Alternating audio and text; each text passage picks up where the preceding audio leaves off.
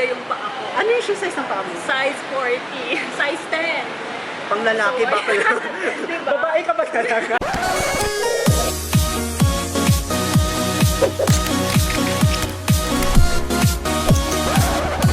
Hello mga Mars! Welcome back to my channel or welcome back to our channel. So in today's episode, I'm very excited because pinagbigyan ako ng isang binibini kong friend, si Alanis Genoy!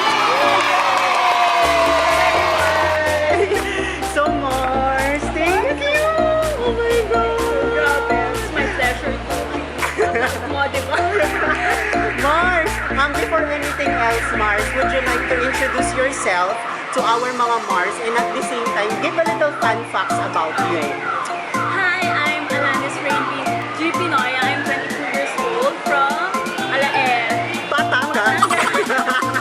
And fun facts about me, more siguro, malaki talaga yung paa ko. Ano yung shoe size ng paa mo? Size 40, size 10. Pang lalaki ba kayo? Babae ka ba talaga? Sobrang hirap ako maghanap ng shoe size ko talaga. Which is okay naman din kasi Advantage. masyado makakahirap.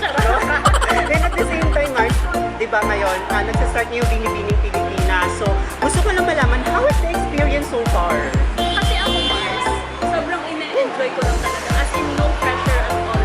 Since nag-start ako sa Binibini nung filing pa lang ng application, tapos call back dun sa lawyer, ina-enjoy ko lang every single day na nasa Binibini ko. Binibini ako kasi once in a lifetime lang to and once sa Binibini, always ito. Correct. And at the same time, grabe yung series of yung pinagdaanan ninyo. Sobra. Kaya yung top 40 siguro is parang creme of the creme na talaga.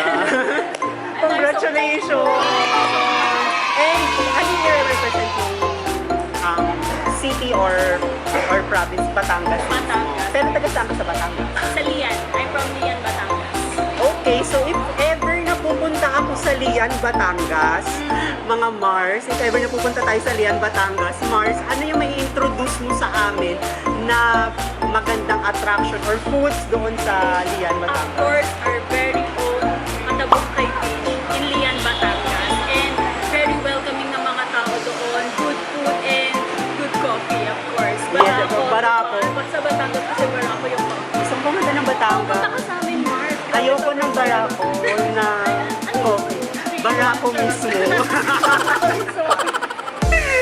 So guys, nakikita nyo naman sa description box kung ano yung gagawin namin ngayon ni Binibining Pilipinas candidate Alanis. It's a Buggerade again! So Mars, pwede ba natin i-Buggerade? In fairness, sa bag niya bakala. Bayong kung bayong siya. Actually, this one is from a Filipino fashion designer. Wow. Which means Don Cristobal. Thank you, Tito Don Cristobal, for my bag. I really O, diba kung may Dolce & Gabbana, meron tayong Don Cristobal. Taray! Promote Filipino Yes. artist.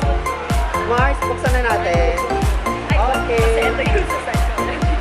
Ito yung sa ano ko, one of my requirements sa Binibini. Ay, okay. May mga requirements pa. First stop, punta tayo dito. This Pero is... kung naki-open kasi that's my pageant card. It's a journal po. So, mostly dito nalalagay mga question and answers, no? Yes, yung mga key points ko sa pageant, about sa Binibini, ang dami, lahat dyan nakalagay. Okay, so... Pero hindi ko na i-open. May question naman ko sa'yo. Kasi di ba, na-question ka na din to sa mga previous na mga pageant na mga queens natin.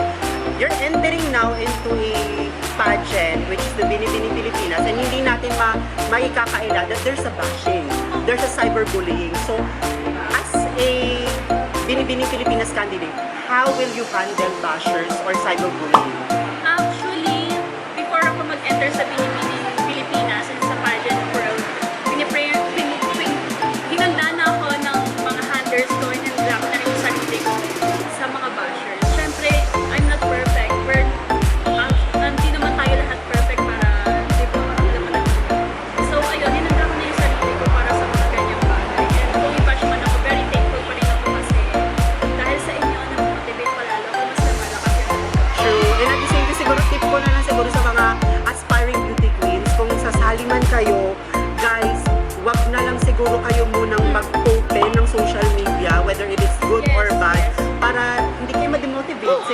at the same time, filter.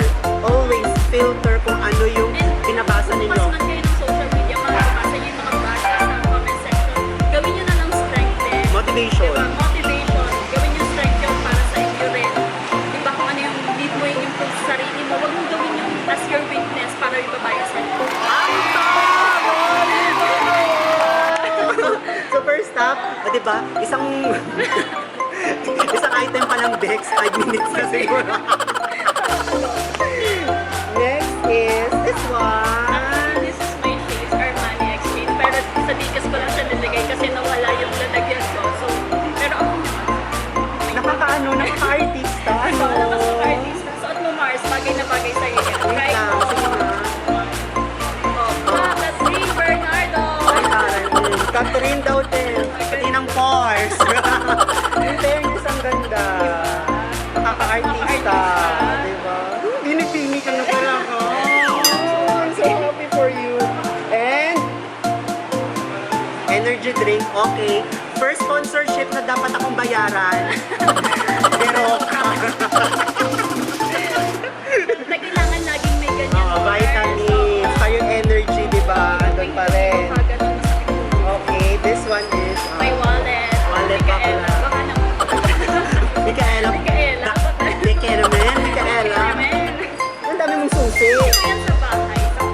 Ah, okay. Tsaka kasi nilalagay kasi Pero dito ngayon sa Manila, saan ka na sa nakasama? Mandaluyong. Check natin. Go, pero go. Ayun, so kalat-kalat talaga yung pera. Madami siyang pera, Bex.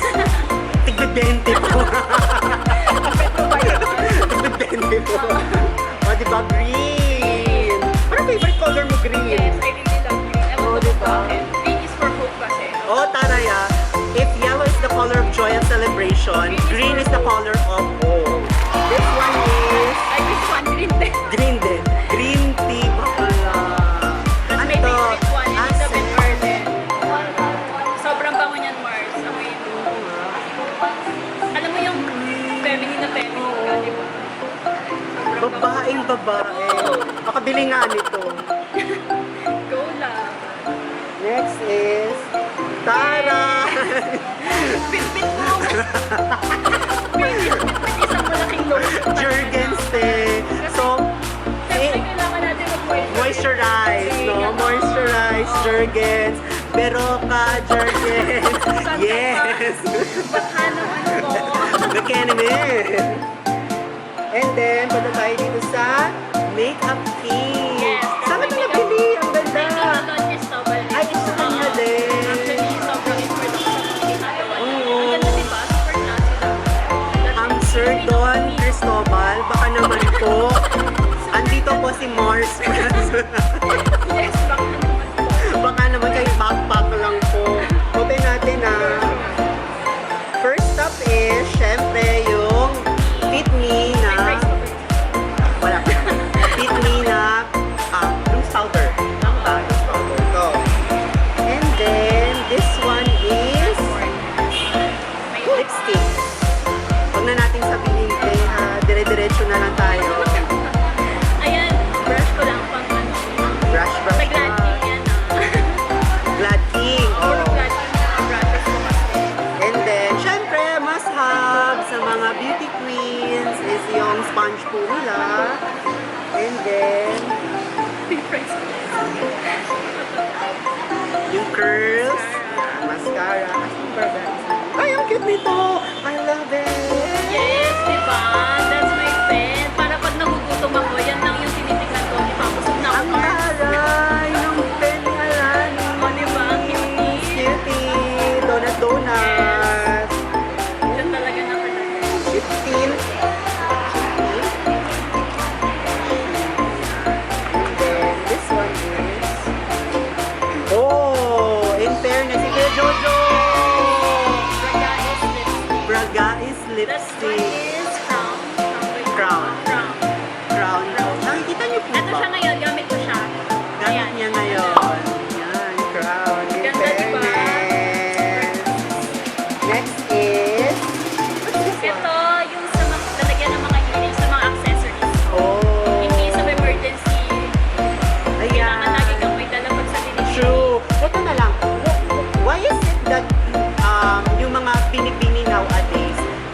kailangan nilang naka-full makeup parati. Siyempre, kailangan mo mag-look presentable sa harap ng maraming tao. And at the same time, Mars, ano yung parang sabihin na lang natin, ma-share mo naman na tip or beauty regimen mo na ginagawa Araw, everyday. everyday? Everyday kasi, syempre, after mo sa halimbawa sa Pinipini or may event ka, always, tanggalin mo lagi yung makeup mo after. Kasi, syempre, ako kasi ano rin ako may pimples. Very sensitive din yung skin ko. So, pag hindi mo tinanggal after, magkaka-pimples na mag-break out ka. So, ayun. And also, may isa akong friend na makeup artist na sinasabi kapag, di ba natanggal niyo na yung makeup ninyo, kung ma-pimples ka daw and at the same time ma-oily skin, tea tree oil. Tea tree oil. Tea tree oil na serum. Effective daw po yun. Yun. So, tea tree oil, Mars, and next time Gamitin ko bibigyan yun. kita Sige, ng sige. tea tree oil. So excited. Yay. And then, syempre, yung contact lens niya. Actually, dalawa yung contact lens. So, isang clear, then isang itong colored lens. Kasi, lagi yung nasa bag ko, 400 kasi yung rate ng bag Ay, ko. So, pag okay. wala yan, very Same pala bulag-bulag tayo. ako. Ako, 375 naman. Diba, ang hirap? Oo, Sobrang hirap pag nagiging hazy. Yung mga pangit nagiging gwapo. Charot. And syempre, yung cellphone niya. And lastly is yung kanya. Charger. Bakit wala akong power bank? Ha? Naiwan ko sa bag. Hindi ko na nilagyan. Okay. Kasi ang dami. Yay! Thank you! Mars, thank you sa panonood ng aming vlog. Grade hope nga nag-enjoy po kayo. And Mars, lastly na lang, what is your message to your supporters and at the same time, sa province mo, sa Batangas? So, ayun, sobrang nagpapasalamat po ako sa lahat ng mga sumusuporta sa akin, lalo na sa mga friends ko sa Batangas, sa JRU friends ko, sa lahat ng friends ko sa Philippine Airlines, especially Terminal 2 Package.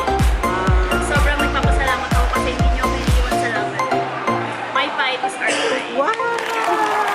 And, kanina pa ako lastly, pero ito na lang, curious lang ako kasi pageants nowadays, simula siguro kay Pia, nag-start na yung mga advocacies. Yes. So, Mars, would you, sabihin na natin, share to us, ano naman yung pinaglalaban mo? Ano yung gugot mo? Why you join this pageant for advocacies mo? Well, my advocacy kasi is all about the self-development and youth empowerment, which is promoting tourism because I'm a tourism graduate, so I want to relate it. Youth empowerment because I believe that this youth is the hope of our nation, and I want to empower them by realizing what they're capable of. And as a tourism graduate, I also want to empower them by promoting their tourism in their respective places. And I want to start this campaign one step at a time from local syempre to national. Yay! Mars, thank you so much! For having me in your Welcome! sobrang saya, girl. Subscribe. Thank you, Mars! And hopefully, mga Mars, nag-enjoy po kayo sa ating bag raid today with the Binibining Pilipinas Candidate 2019, Alanis Binoya. Mga Mars, support po natin siya. And have a blessed day to